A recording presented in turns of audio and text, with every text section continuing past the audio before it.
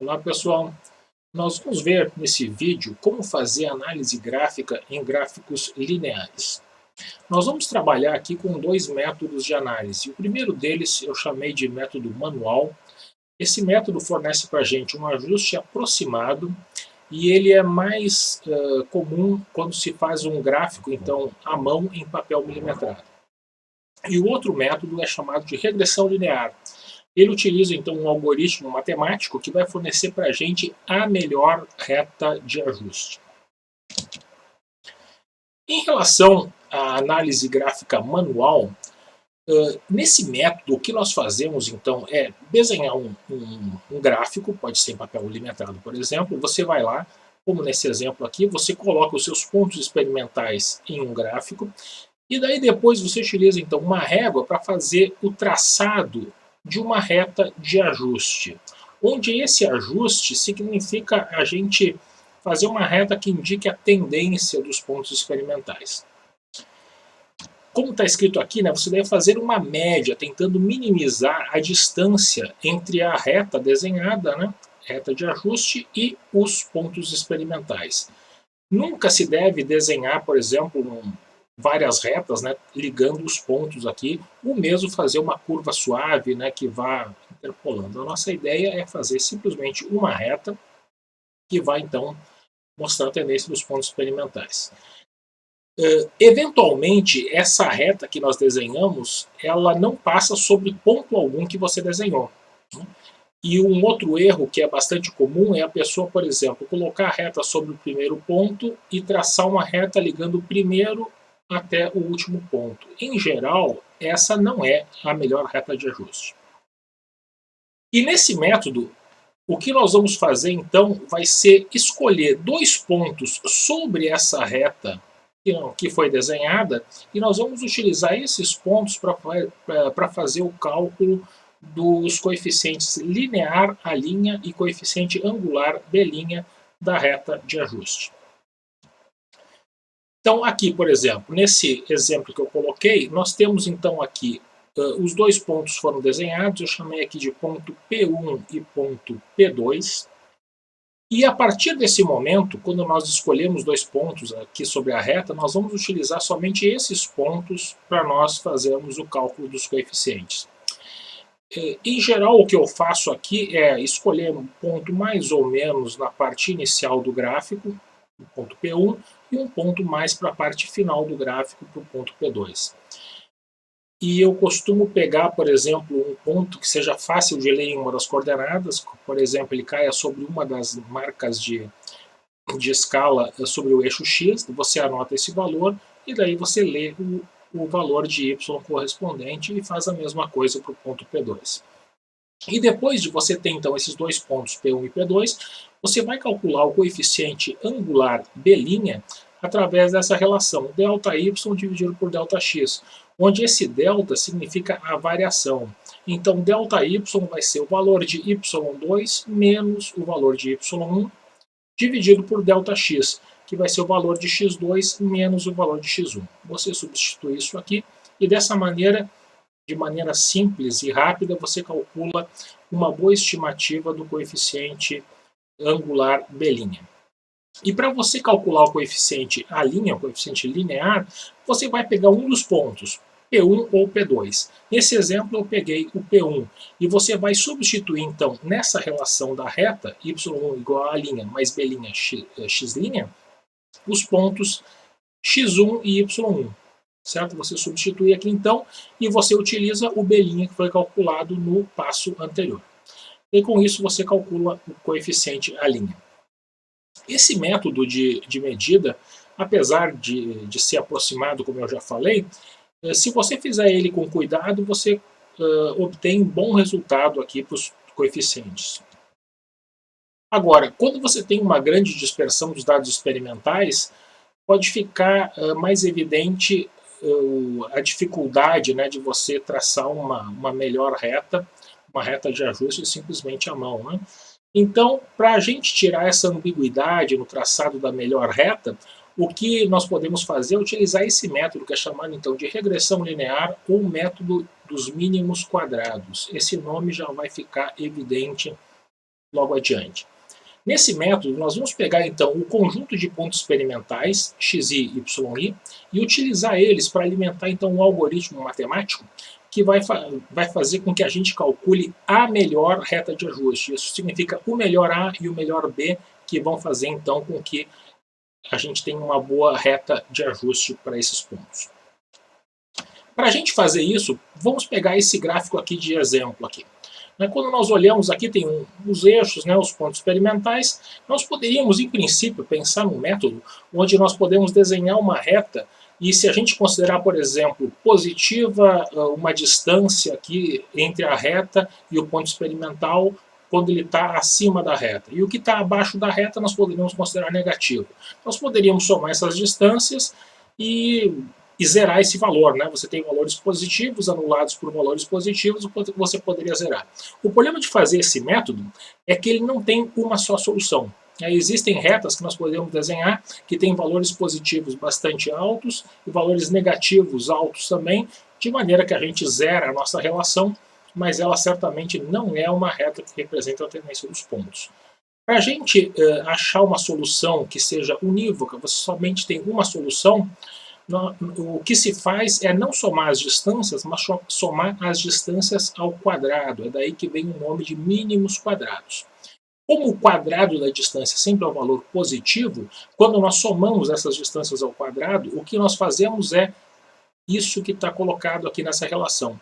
Dizer que o que nós queremos é que o somatório para todos os pontos de i igual a 1 até n da distância ao quadrado entre o ponto e a reta de ajuste tem um valor mínimo. Para a gente fazer isso envolve o cálculo de derivada primeira.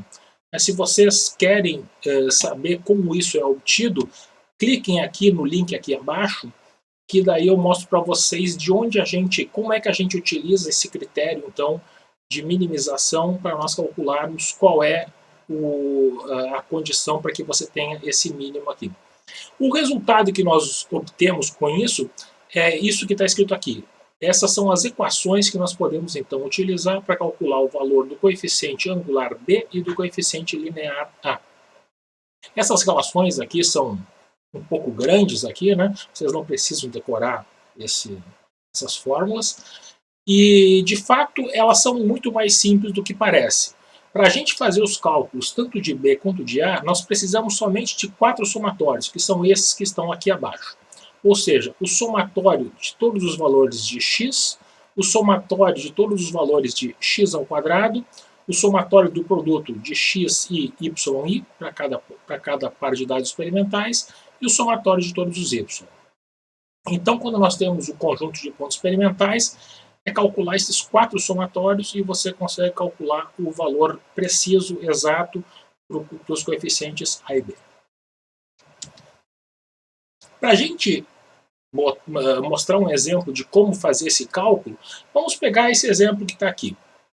Nesse exemplo, nós temos uma situação que envolve ondas aqui, onde nós estamos relacionando o comprimento de onda com a frequência da onda.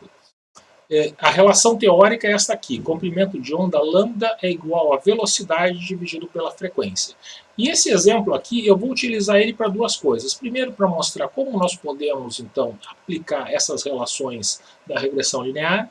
E, por segundo, para mostrar como se faz um processo chamado de linearização, que nós vamos ver em seguida aqui. Se nós olharmos então para essa situação, deixa eu ler para vocês aqui. Em uma experiência para determinação da velocidade do som no ar, V, na qual se mediu o comprimento de onda lambda em função da frequência f. Então vejam, aqui diz aqui que foi medido o comprimento de onda lambda em função da frequência. Então a frequência foi arbitrada, essa seria em princípio a nossa variável independente, e o comprimento de onda é a nossa variável dependente, y. Então vamos lá, foram obtidos os dados da tabela a seguir. A relação teórica esperada é essa que eu falei para vocês. Então se nós fizéssemos isso em princípio, de pegar a nossa variável independente, que seria a frequência, e fazer um gráfico de lambda, o comprimento de onda em função da frequência. O que nós obteríamos é esse gráfico aqui. Lambda não tem uma relação linear com a frequência. O gráfico não é uma reta. Isso já era de esperar pela relação funcional, né? A gente sabe que a relação teórica diz que lambda é igual a V dividido pela frequência. Então isso não é uma reta. E o que nós vamos fazer aqui é uma linearização. Nós vamos linearizar à força esse problema. Em diversas situações nós podemos fazer isso, e quando nós pudermos, essa costuma ser a nossa preferência. Então, se nós pegarmos essa relação e compararmos com a equação de reta, y igual a mais bx, nós podemos comparar termo a termo de modo a fazer uma linearização. Então vamos lá. O nosso y, a variável dependente, vai ser o comprimento de onda lambda. Então, y igual a lambda. O nosso x, nós em princípio poderíamos pensar que seria a frequência, mas daí não é uma reta. Então, comparando aqui, o nosso x, a variável independente, nós podemos escrever ele como sendo 1 sobre a frequência. X igual a 1 sobre f. Comparando ainda, né, o coeficiente linear A, ele vai ser o que está somando nessa relação, não tem nada, então o nosso A esperado é 0, e o coeficiente B é o que multiplica a variável independente. Então, B é igual a velocidade V. Então, essas relações aqui é o que nós chamamos então de linearização. Como nós tivemos que fazer uma troca de variável x por 1 sobre f, quando nós fazemos então essa linearização, nós temos que fazer uma nova tabela de dados, que é essa aqui, a tabela linearizada, a tabela após a linearização. Então aqui nós vamos calcular o valor de 1 sobre f. Como os valores da frequência eram grandes, aqui iam de 100 até 1000, quando nós fazemos 1 sobre f, nós devemos manter o número de algarismos significativos, né, que aqui eram quase todos com 3, um aqui com 4, mas é quase chegando a 4, né? Todos os valores aqui de 1 sobre f foram escritos então com 3 algarismos significativos, e foi utilizado aqui um fator multiplicativo 10 na menos 3, como os valores eram pequenos. E o lambda, né, a variável que está no nosso eixo y, é a mesma, então foi repetida aqui embaixo. E o que nós vamos fazer então agora seria fazer o gráfico com essa tabela linearizada e fazer então a análise por regressão linear com esses pontos da tabela linearizada. Aqui eu repeti novamente aqui as relações tanto para o cálculo do coeficiente A quanto do coeficiente B, e aqui está a nova tabela linearizada. E o que nós temos que fazer agora então é calcular aqueles 4 somatórios que eu falei para vocês. Também, além dos somatórios, vai o número de pontos n grande aqui, que nesse caso é 6, temos 6 pontos experimentais, e agora é calcular os somatórios. Então, o somatório de xi é você pegar toda a coluna x, que é essa aqui, 1 sobre f, não esqueça no fator multiplicativo, então vai ser somar todos os x. Então, 1,00 vezes 10 a menos 3, mais 1,25 vezes 10 a menos 3, e assim por diante. Isso vai te dar um valor. Também aparece aqui o somatório de xi ao quadrado. Então é esse somatório aqui elevado ao quadrado, não é um somatório independente. O outro somatório independente é este aqui, o somatório de todos os valores de x ao quadrado. Então vai ser esse valor aqui, 1,00 vezes 10 a menos 3 ao quadrado, mais este aqui ao quadrado. Isso vai te dar outro valor. O somatório de todos os yi. Então pegar todos os valores de y, somar, dar um valor, e depois pegar cada par coordenado e fazer a multiplicação entre eles e somar. Então vai ser x1 vezes y1 mais x2 vezes y2, e assim por diante você tem o outro valor aqui. Então, com esses 4 somatórios, o que você vai fazer vai ser substituir na relação, né, aqui você tem aqui, né, um somatório vezes o outro somatório menos o produto desses 2 somatórios, e assim por diante, né, calculando numerador e denominador. Isso vai te dar, então, um valor que está aqui, menos 0,00081, isso aqui tudo. Eu já vou dizer como é que você vai considerar o número de casas aqui. E a mesma coisa para o B, você efetua aqui os cálculos e encontra um resultado. Quantas casas é que você deve utilizar? Algarismos significativos. A resposta para isso, você deve olhar para a sua relação. O A, na verdade, ele corresponde ao valor de y quando x igual a 0. Então, para o valor de A, você vai utilizar o número de casas decimais que você tem no seu eixo Y. O eixo Y de vocês é o comprimento de onda. Você tem 4 casas depois da vírgula, 4 casas decimais para todos os pontos, então aqui você vai arredondar na 4ª casa decimal. Né? 1, 2, 3, 4. Você vai arredondar aqui no 8. Então, a resposta que você vai escrever é menos 0,0008 metros.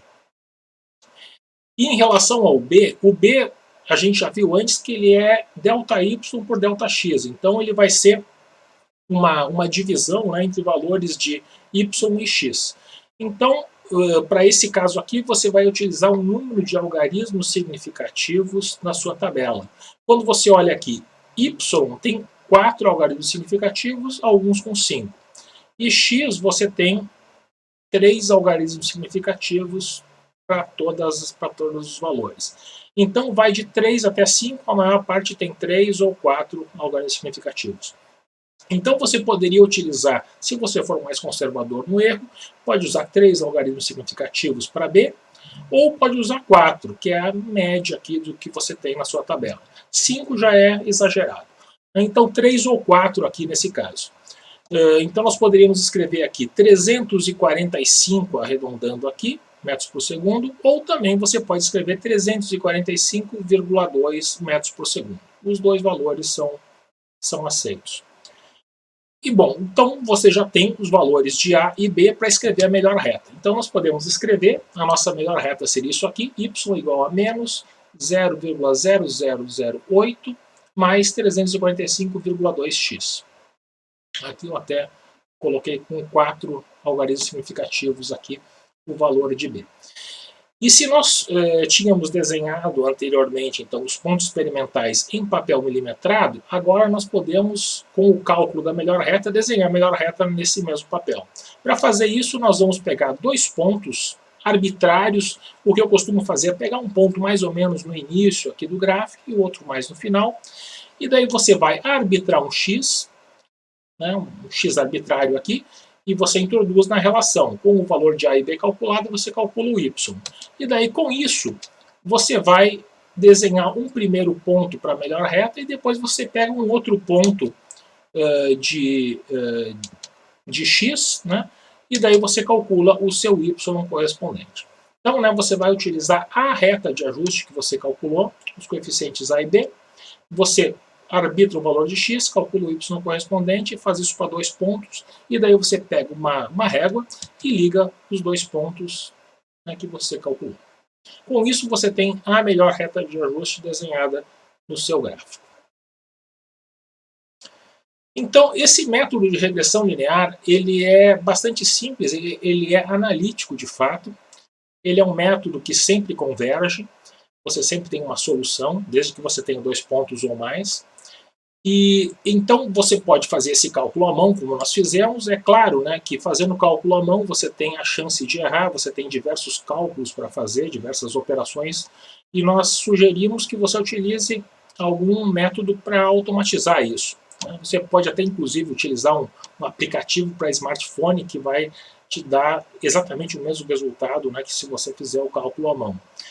O que nós sugerimos é que você use uma calculadora científica. A calculadora Casio FX82 é bastante popular e ela faz isso muito bem, né? Ela tem uma rotina para fazer o cálculo de regressão linear. Se você quer saber como fazer a regressão linear nessa calculadora, clica no link aqui do lado, nós temos um vídeo explicativo. E nós vamos sugerir a vocês utilizarem então um computador para você utilizar um software que nós escolhemos aqui, o SciDavis, que é um software bastante bom para você fazer a análise de dados científicos, e nós temos aqui também um link, né, tanto para você baixar, quanto um vídeo explicativo de como usar esse software para você fazer a regressão linear. Além da regressão linear, nós podemos fazer mais coisas, né? Até a própria calculadora da Casio faz ajuste de funções não lineares, algumas poucas, e no software SciDavis você pode utilizar as funções embutidas ou mesmo escrever a sua função para fazer um ajuste não linear. certo? Então, se você quiser saber como utilizar esse software, né, para você fazer funções não lineares embutidas ou você escrever, você pode acessar aqui o link aqui embaixo, onde nós então temos um vídeo para explicar isso aí.